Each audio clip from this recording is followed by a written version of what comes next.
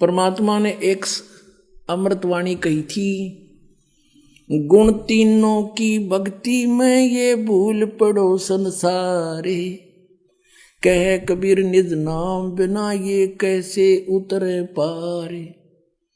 तीन देव की जो करते भक्ति, उनकी कदे ना हो वह मुक्ति। इस बात का झगड़ा रहा करता मालिक साची कहा करते, हमारे वो झूठे गुरु भगवान का विरोध किया करते और कराया करते, जिसका खामियाना आज तक हम भोगते रहे। हमारे पूर्वज भूत बढ़ गए। गीता जी में 9वें अध्याय के 25वें श्लोक में कहा, जो भूत पूजेंगे वो भूत बनेंगे।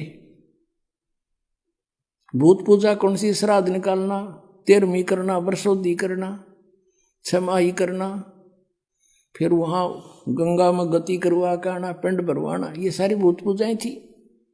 और हम इनको बड़े चाव से करते थे कि ना करेंगे तुम्हारे पिताजी के लिए, बताओ हमने करया क्या?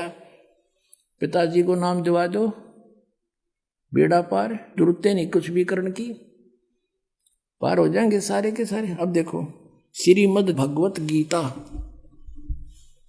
और इसके जय दयाल गोविंद का अनुवादक है। गीता प्रेस गोरखपुर से ये प्रकाशित है। अंडरस्टूड? ये आपके समक्ष 7वें अध्याय को पढ़ेंगे।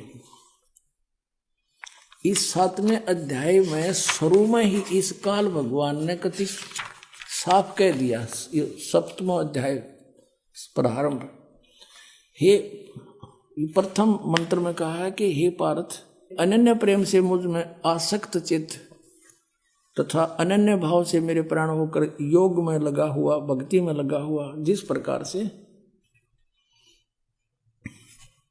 संपूर्ण विभूति बल युक्त, यानी समग्र पूर्ण रूप से इसका अर्थ है सबके आत्म रूप मुझको संशय रहित जानेगा, उसको सुने। कि ईब मैं ऐसा ज्ञान बताऊंगा जो तू मुझे अच्छी तरह समझ जाए मैं कौन हूं। और फिर दूसरे मंत्र में कहा है 7वें अध्याय के दूसरे श्लोक में कि मैं तेरे लिए इस विज्ञान सहित तत्व ज्ञान को, इस ज्ञान को पूर्णतः कहूंगा, और जिसको जानकर संसार में फिर कुछ भी जानने योग्य शेष नहीं रह जाता। कमाल कर दिया कति। अब देखो, अब हम इसी के 12वें श्लोक से शुरू करेंगे, 7वें अध्याय के 12वें श्लोक से।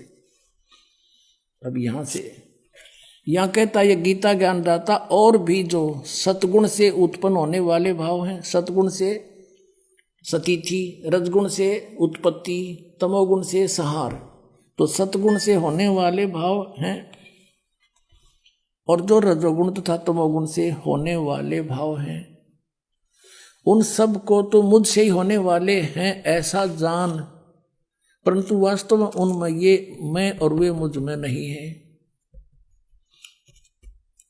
अब इसने स्पष्ट किया है, जैसे आपने श्री शिव पुराण में पढ़ा 9वें अध्याय के लास्ट में 110 पृष्ठ पर, गीता प्रेस गोरखपुर से प्रकाशित में, कि इस प्रकार तीनों देवताओं में गुण है परंतु शिव गुणातीत माना गया। ये काल कह रहा है, गीता बोल रहा है वो, कि मैं उनमें नहीं हूं और ये तीनों देवताओं में गुण हैं। अब देखो 13वें में, गुणों के कार्य रूप सात्विक, राजस और तामस, इन 3 प्रकार के भावों से यह सारा संसार प्राणी समुदाय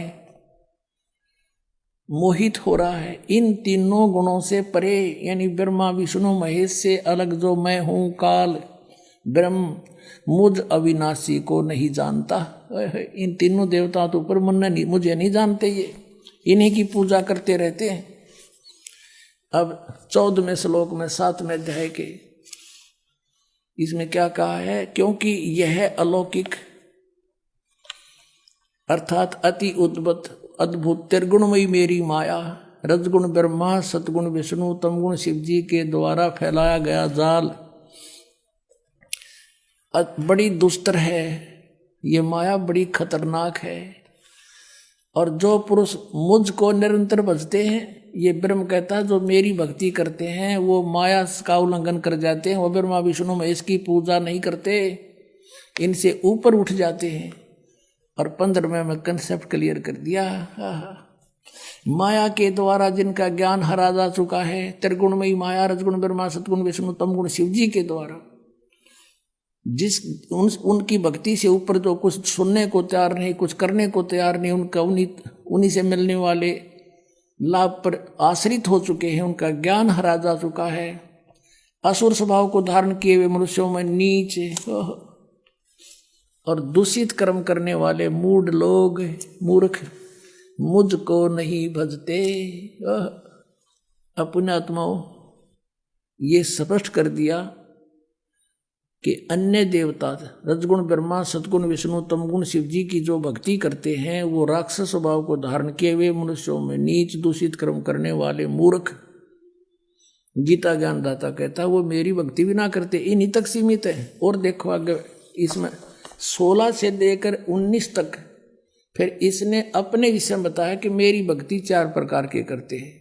फिर 20 से फिर शुरू करता है इन्हीं देवताओं के बारे में। देखिएगा ये वही गीता प्रेस गोरखपुर से प्रकाशित है 7वां अध्याय। अब हमने 15 तक पढ़ लिए, अब 20 में आ गया। उन भोगों की कामना द्वारा जिनका ज्ञान हरा जा चुका है, जो 15वें श्लोक में गया 7वें अध्याय में, अपने स्वभाव से प्रेरित होकर उस नियम का धारण करके वो अन्य देवताओं को भजते अर्थात पूजते हैं। ब्रह्मा विष्णु महेश ये तीनों गुण अन्य देवताओं में आते हैं। अब यहां देखो 21वें का 7वें अध्याय का 21वां श्लोक। जो सकाम भक्त जिस देवता के स्वरूप को श्रद्धा से पूजना चाहता है, उस भगत की श्रद्धा को मैं उसी देवता के प्रति स्थिर करता हूँ। जैसे कोई विष्णु जी को पूजता है तो ये स्वयं आ जाए विष्णु रूप धारण कर उसने तथास्तु कर जाए, का देसी दे जाओ खिलौने खेल लें जा। फिर अब 22 में देखो, वह साधक वह पुरुष श्रद्धा से युक्त होकर उस देवता को पूजन करता है और उस देवता से मेरे द्वारा ही विधान किए हुए उन इच्छित भोगों को निस्संदेह प्राप्त करता है। कहता है उन जो अन्य देवता हैं ब्रह्मा विष्णु महेश, इनको मैंने एक एक विभाग दे रखा है, वो शक्ति मेरी तय काम कर रहे हैं। इसका अर्थ ये है, अब 23 में 7वें अध्याय के 23 में स्पष्ट कर दिया है, परंतु अब 7वें अध्याय का 23 में स्पष्ट कर दिया है, परंतु उन अल्प बुद्धि वालों का, अल्प बुद्धि माने मूर्खों मंद बुद्धि वालों का वह फल नाशवान है। देवताओं को पूजने वाले देवताओं को प्राप्त होते हैं और मेरे भक्त मुझको ही प्राप्त होते हैं। इन्होंने ये डंगा डाल दिया, चाहे जैसे ही भजे, चाहे कोई बात हुई। गीता जी कहता है कि एक मेरा तो एक वो मंत्र, उसके अतिरिक्त कुछ भी नथिंग एल्स, ये इन्होंने आ पढ़ा दिया, चाहे जैसे भी भजे, हरे राम हरे कृष्ण करें। इनका उद्देश्य ये है यहाँ डंगा डाण का, मेरे भक्त मुझको ही प्राप्त होते हैं, इतना सा बात है। अपने आत्मा रजगुण ब्रह्मा, सतगुण विष्णु, तमगुण शिव जी ये अन्य देवताओं में आते हैं और शास्त्र विधि को त्याग कर जो मनमाना आचरण करते हैं उनको कोई लाभ नहीं होता। 16वें अध्याय के